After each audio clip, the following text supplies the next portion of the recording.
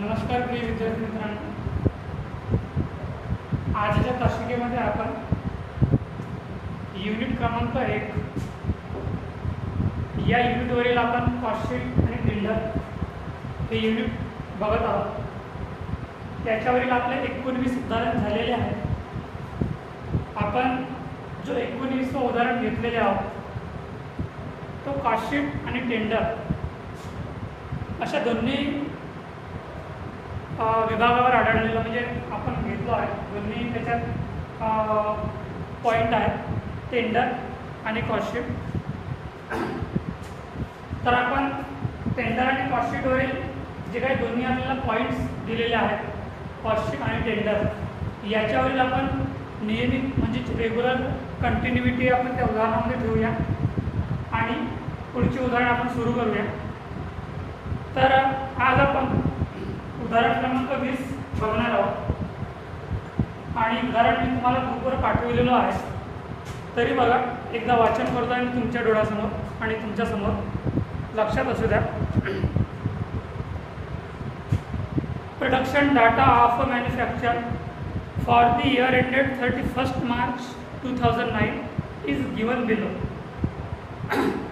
Material 2,50,000, wages 3 lakh, work overhead 1,50,000, office overhead 65,000, selling expenses in bracket per unit ₹50, bracket is a close and out of bracket is amount 15,000. Sales 9,50,000 म्हणजेच 9,50,000.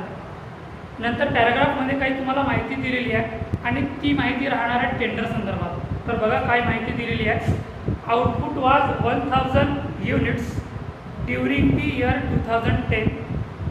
The manufacturer wants to quoted price for 1,500 units.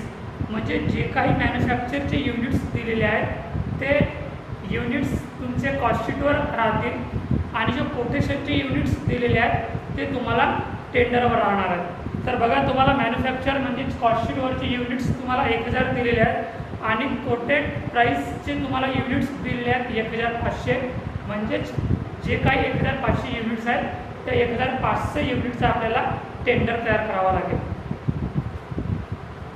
Material cost if expected to increase by 10% and labour cost will rise by म्हणजेच increase by 20%.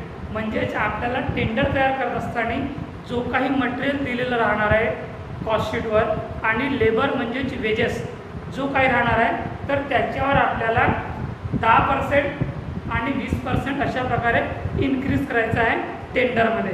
म्हणजेच मटेरियलवर 10% increase करायचं आहे आणि labour म्हणजेच वेजेसवर 20% increase करायचं आहे. Full stop. Work overhead and office overhead will remain unchanged. म्हणजे आपल्याला वर्क ओव्हरहेड आणि ऑफिस ओव्हरहेड आपल्याला त्याच्यात काही चेंजेस करायचं नाही आहे. जो काही कॉस्टशीटवर वर्क ओव्हरहेड आणि ऑफिस ओव्हरहेड राहणार आहे तोच किंवा तीच रक्कम तेच एक्सपेन्सेस आपल्याला टेंडरवर घ्यायचं आहे. Selling expenses per unit will rise by ₹5 per unit. Rise म्हणजेच इन्क्रीज. सेलिंग एक्सपेन्सेस जो दिलेला आहे तुम्हाला उदाहरणार्थ ₹15, त्याच्यात आपल्याला ₹5 इन्क्रीज करायचा आहे. Full stop. Manufacturer wants 20% profit on sales. आणि जो काही टेंडरवर प्रॉफिट निघणार आहे तो 20% आपल्याला सेलिंगवर घ्यावायचा आहे. Prepare a statement showing the quotation price of 1,500 units and cost sheet for the year 2007. तर मी तुम्हाला उदाहरण समजून सांगितलेलं आहे विद्यार्थ्यांना. मॅन्युफॅक्चरिंग युनिट्स आपल्याला 1,000 दिलेले आहेत. तर 1,000 युनिट्सचं आपल्याला कॉस्टशीट तयार करावं लागणार आहे आणि जर कोटेशन दिलेलं आहे 1,500 युनिट्स तर त्या 1,500 युनिट्सचं आपल्याला टेंडर तयार करायचं आहे. आणि ज्या उदाहरणात युनिट्स दिलेले असले तर त्याचा जो आपण सॉल्युशन करतो आहे तर त्या सॉल्युशनमध्ये पर युनिटचा कॉलम तयार करावा अनिवार्य आहे. तर आपण सुरुवात करूया कॉस्टशीटने, आणि याच्या आधी एक उदाहरण झालेलं आहे, तर तुम्हाला हा उदाहरण सोपं वाटेल आणि याच्या नंतरचे उदाहरण याच्यापेक्षा सोपे वाटणार जाणार आहे.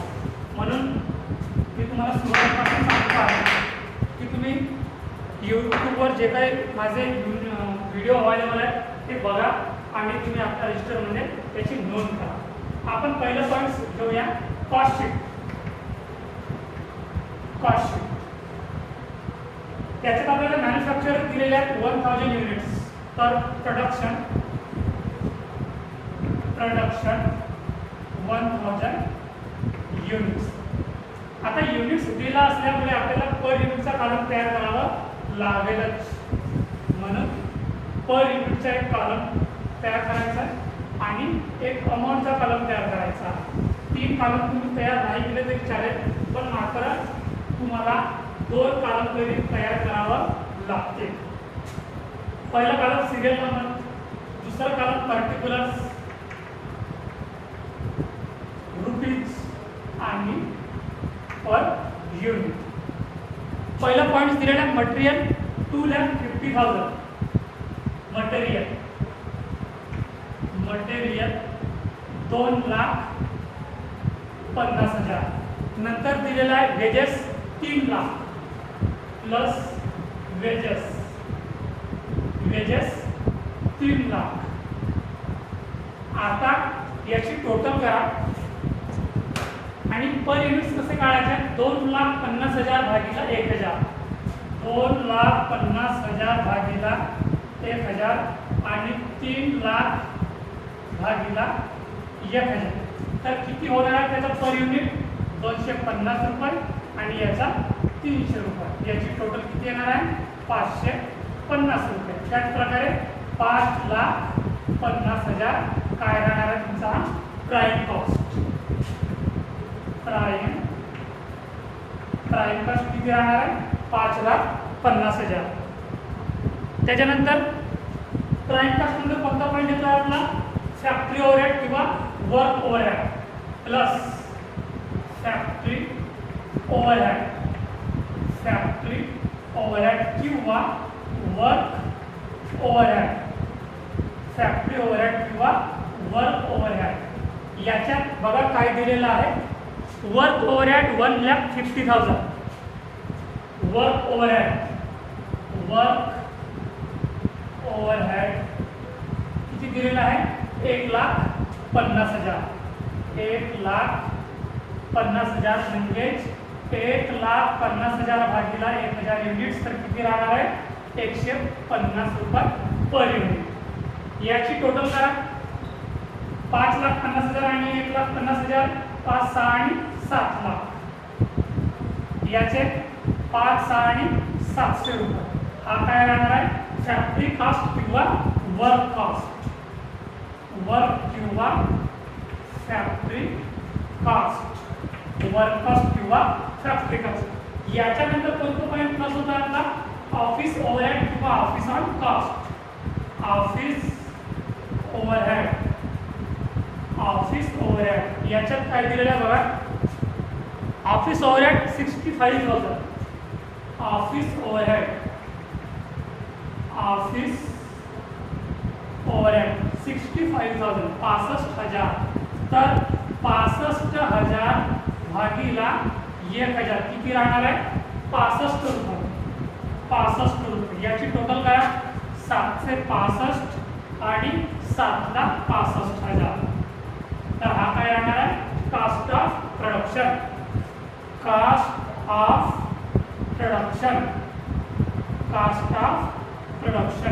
याच्यानंतर शेवटचा मुद्दा कोणता राहणार आहे? Selling and distribution expenses. Selling and distribution expenses. याच्यात काय दिलेलं आहे? Selling expenses in bracket per unit ₹15. Out of bracket त्याची रक्कम दिली आहे 15,000. तर सेलिंग एक्सपेन्सेस किती आहे? 15,000. सेलिंग एक्सपेन्सेस रक्कम किती आहे? 15,000. त्याचा पर युनिट रेट किती दिलेला आहे तुम्हाला? 15 रुपये. त्याचा पर युनिट रेट किती दिलेला आहे? 15 रुपये. आणि तुम्ही अशा प्रकारे करा 15,000 भागिले 1,000, तर याचा रेट सुद्धा 15 रुपये निघणार आहे. आता याची टोटल करा. 7,65,000 अधिक 15,000 70,80,000, 7,80,000 आणि याचे 780 रुपये काय राहणार आहे ना तुमचा टोटल कॉस्ट. टोटल कास्ट नंतर काय राहतो आपला प्रॉफिट. आता कॉस्ट शीट करिता आपल्याला प्रॉफिट दिलेलं नाही आहे, तर काय फॉर्म्युला लागेल, sales minus total cost is equal to profit. तर याच्यात लिहायचं sales minus total cost. Sales आता आपल्याला इथं निश्चित नाही, आपण इथं बाजूला लिहूया सर्वात शेवटी सेल्स किती दिलेलं आहे 9,50,000, म्हणून सेल्स लिहायचं 9,50,000 आणि 9,50,000 मायनस 7,80,000, 9,50,000 मायनस 7,80,000 किती राहणार आहे 8, 9 म्हणजे 1,20,000 आणि 1,70,000. एकदा करून बघूया. 9,50,000 मायनस 7,80,000 1,70,000. 1,70,000 काय राहणार आहे तुमचा प्रॉफिट राहणार आहे. त्याच पद्धतीने याचा किती रेट राहणार आहे 950 रुपये. तर 950 मायनस 780 तर किती रुपये उरतील पर युनिट 170 रुपये पर युनिट तुमचा रेट उरेल. तर समजलं विद्यार्थ्यांनो, कॉस्ट शीट प्लस टेंडर या उदाहरणाचं जेव्हा आपण सोल्युशन करतो आहे तर कॉस्ट शीट महत्त्वपूर्ण असतो आहे, पण त्या पद्धतीची नसतो आहे ज्या पद्धतीने आपण सुरुवातीची उदाहरण स्पेशली कॉस्ट शीट शिकलेली आहोत. नॉर्मली असतो आहे टेंडरवरती आपली कॉस्ट शीट बघा. जसं की आपण याच्या आधी उदाहरण पहिलं शिकलेले आहोत आणि उदाहरणाला दुसरं शिकत आहोत टेंडरवरती. तर कॉस्ट शीट इझिली आहे, खूप कठीण नाही आहे. ठीक आहे, एकदम इझिली आहे कॉस्ट शीट. तर याच्यानंतर आपण सुरुवात करूया आपण टेंडरचा. टेंडर मी बाजूला सॉल्व्ह करून दाखवतो आहे. त्याच्या आधी मी टेंडर संदर्भात तुम्हाला मी उदाहरण समजून सांगतो आहे. तसं मी सुरुवातीलाच उदाहरण समजावून सांगितलं आहे. ठीक आहे, तरी सुद्धा एकदा बघा. Output was 1,000 units during the year 2010. The manufacture wants a coated price for 1,500 units. म्हणजे जो आपला कोटेशन म्हणजे जो आपला टेंडर राहणार आहे तो 1,05,000 युनिटचा आपला टेंडर राहणार आहे. Material cost if accepted to rise by 10%. म्हणजे जो काही आपला मटेरियल राहणार आहे त्याच्यात 10% आपल्याला इन्क्रीज करायचा आहे. त्याच्यानंतर and labour cost will rise by 20%. आणि जो लेबर म्हणजे वेजेस राहणार आहे त्याच्यावर आपल्याला 20% इन्क्रीज करायचा आहे. Full stop. Work overhead and office overhead will remain unchanged. म्हणजे जो काही आपला वर्क ओव्हरहेड आहे, वर्क ओव्हरहेड आणि ऑफिस ओव्हरहेड हे रिमेन अनचेंज्ड. म्हणजे आपल्याला चेंजेस करायचे नाही आहेत. जो काही कॉस्टिंगवर आपल्याला दिलेला आहे वर्क ओव्हरहेड आणि ऑफिस ओव्हरहेड तो जसंच्या तसं आपल्याला टेंडरवर लिहायचं आहे. Selling expenses per unit will rise by ₹5 per unit. आणि जो सेलिंग एक्सपेन्सेस दिलेला आहे किती रुपये दिलेला आहे 15 रुपये दिलेला आहे. तर त्याच्यात आपल्याला 5 रुपये इन्क्रीज करायचा आहे. आणि जो काही आपला कोटेशनच्या युनिट्स राहणार आहे त्याला मल्टिप्लाय करायचा आहे. तो राहणार आहे आपला selling and distribution expenses. Manufacturer wants 20% profit on sales. आणि टेंडरवर आपल्याला 20% प्रॉफिट कॅल्क्युलेशन करायचं आहे, तो म्हणजे सेल्सवर. तर टेंडरच्या संदर्भात आपण माहिती समजून सांगितलं आहे. तर आता आपण बघूया टेंडर म्हणजे स्टेटमेंट फॉर दी कोटेशन किंवा statement for the tender. Statement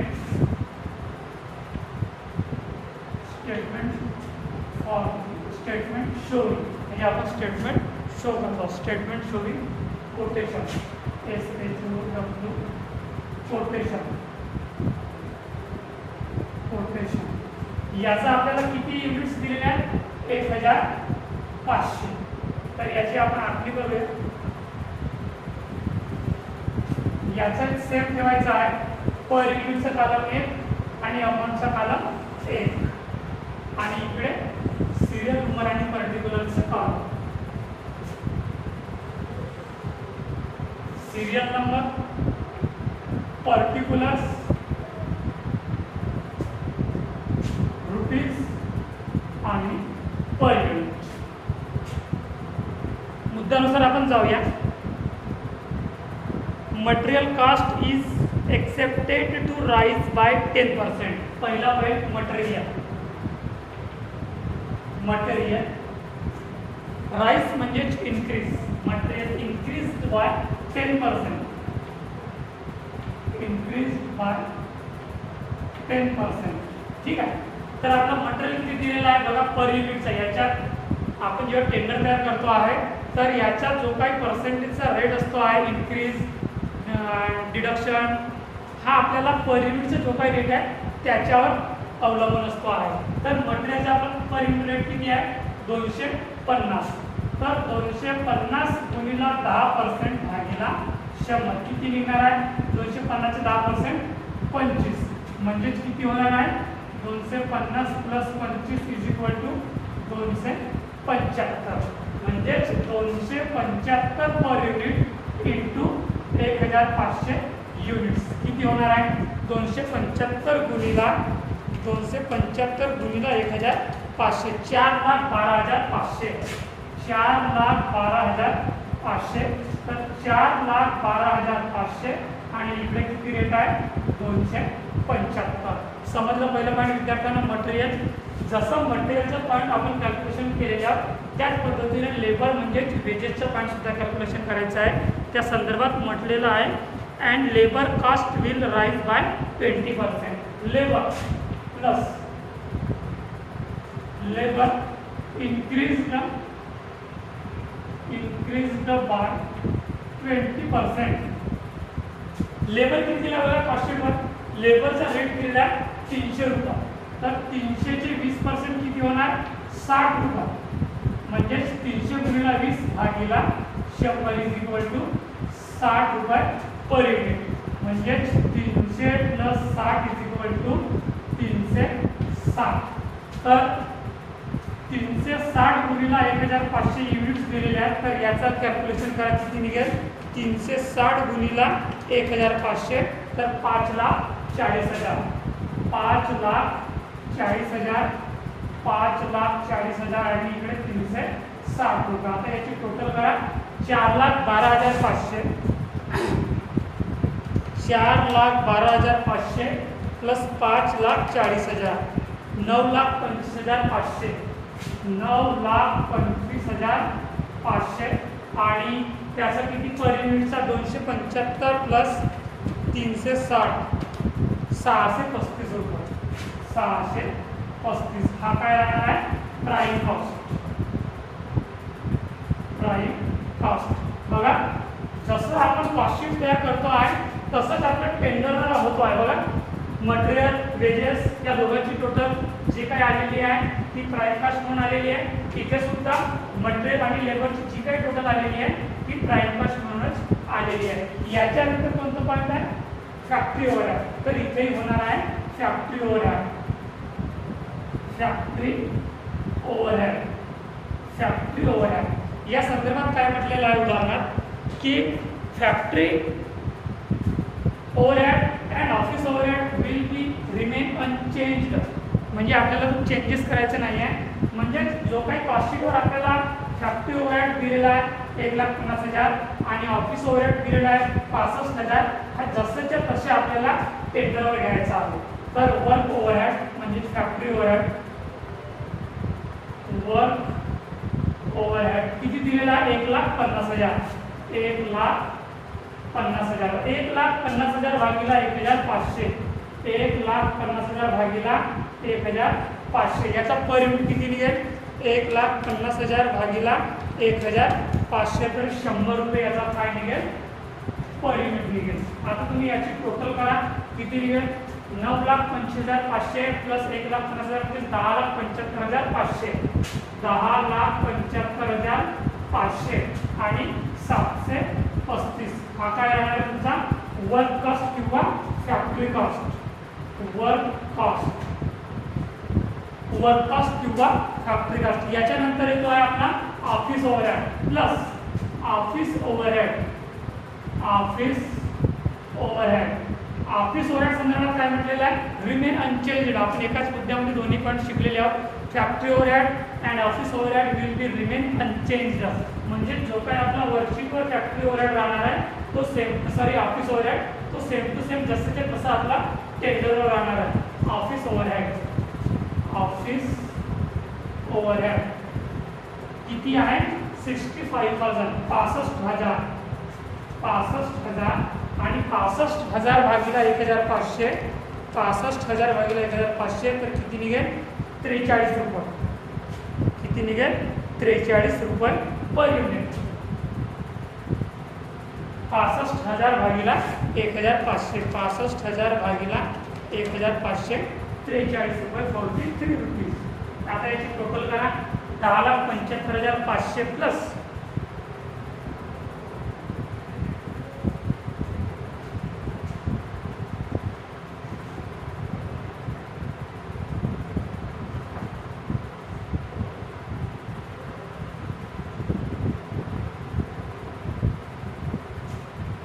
10,75,000 4,12,500, 4,12,500 plus 5,40,000. Sorry इथे मिस्टेक झालेला आहे, ते 9,25,500 नसून 9,52,500 आहे. 9,52,000 मी आकडे उलटून लिहिलो आहे, माफ करा. त्याच्यानंतर 1,50,000 तर 9,52,500 प्लस 1,50,000 तर 11,02,500. 11,02,500, 11,02,500 आणि 11,02,500 प्लस 65,000 तर 11,67,500. 11,67,500 आणि 735 प्लस 43, 735 प्लस 43 तर 778 रुपये. 778 हा काय राहणार तुमचा, cost of production. Cost of production, cost of production. याच्यानंतर शेवटचा मुद्दा म्हणजे तो selling and distribution expenses. Selling and distribution, selling and distribution expenses. Selling and distribution expenses संदर्भात बघा काय दिलेलं आहे, selling expenses per unit will rise by ₹5 per unit. म्हणजे त्याच्यात आपल्याला 5 रुपये इन्क्रीज करायचे आहेत. सेलिंग एक्सपेन्सेस, सेलिंग एक्सपेन्सेस किती रुपये दिलेले आहेत आपल्याला कास्ट शीटवर, 15 रुपये. म्हणजे 15 रुपये प्लस 5 रुपये इज इक्वल टू 20 रुपये. म्हणजे 20 रुपये गुणिला 1,500 युनिट्स तुम्हाला दिलेले आहेत तर किती होणार आहेत, 30,000. 20 रुपये गुणिला 1,500, 30,000 रुपये. 30,000 रुपये आणि याचा रेट किती आहे, 20 रुपये. आता याची टोटल करा, 11,67,500, 11,67,500 प्लस 30,000 तर 11,97,500, 11,97,500 आणि 88 आणि 98 म्हणजे 798 रुपये पर युनिट. हा काय राहणार आहे तुमचा टोटल कॉस्ट. हा काय राहणार आहे टोटल कॉस्ट, टोटल कॉस्ट. आता काय कॅल्क्युलेशन करायचे आपल्याला, प्रॉफिट. तुम्हाला प्रॉफिटचा रेट दिलेला आहे 20% profit of selling price. Manufacturer wants 20% profit on sales. 20% आपल्याला प्रॉफिट काढायचा आहे, तो म्हणजे आपल्याला टोटल कॉस्टवर. बघा कसं काढता येईल आपल्याला, टोटल कॉस्ट दिलेला आहे 11,97,500 गुणिला 20% भागिला 80. म्हणजे याच्या आधी पण मी तुम्हाला हवाला मुद्दा सांगितला आहे की जर प्रॉफिट ऑन सेल्स म्हटलं असेल तर आपल्याला 100मधून जो काय प्रॉफिटचा रेट असेल तो मायनस करावा लागेल. ठीक आहे, तर 11,97,500 चे 20% काढा.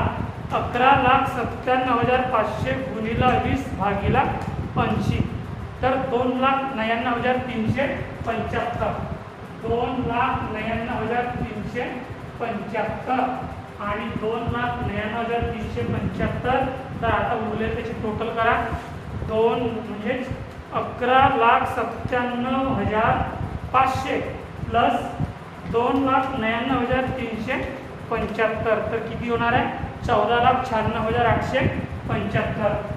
14,96,875 हा काय राहणार आहे तुमचा कोटेशन प्राइस. कोटेशन प्राइस आपण कोटेशन बघत आहोत, टेंडर बघत आहोत, तर हा काय राहणार आहे कोटेशन प्राइस. कोटेशन प्राइस आता 2,99,375 2,99,375 भागिले 1,500 तर किती 199.58 म्हणजे 200 रुपये. 200 रुपये आणि 798 प्लस 200 म्हणजे 998. 998 म्हणजे अप्रॉक्सिमेटली किती 1,000 रुपये तो तुमचा कोटेशनचा पर युनिट रेट राहणार आहे. आणि कोटेशन प्राइस किती आहे 14,96,875. तर समजलं विद्यार्थ्यांना त्या बाजूचा आपला कॉस्टशीट आहे आणि या बाजूचा आपला टेंडर आहे म्हणजे कोटेशन आहे. टेंडर म्हणजेच कोटेशन. आपला उदाहरण दुसराच आहे म्हणून तुम्हाला समजण्यास थोडी अडचण होईल, पण जेव्हा तुम्ही थोडी अडचण सहन कराल तर पुढचे सगळे उदाहरण तुम्हाला अडचणी निर्माण करणार नाही. म्हणून तुम्ही माझे व्हिडिओ बघा, प्रत्येक उदाहरणावर माझा व्हिडिओ घातलेला आहे यूट्यूबवर, तो तुम्ही बघत चला आणि आपल्याकडे नोट्स लिहत चला. हे नोट्स तुम्हाला सहजासहजी मिळणार नाही, याचा तुम्हाला फायदा PGला होईल.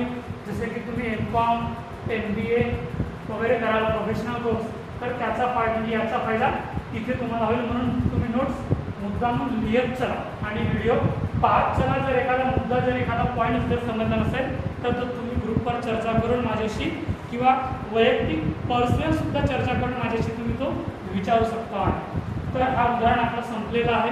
पुढचं उदाहरण आपण पुढच्या व्हिडिओमध्ये घेऊया आणि इथेच थांबूया. धन्यवाद.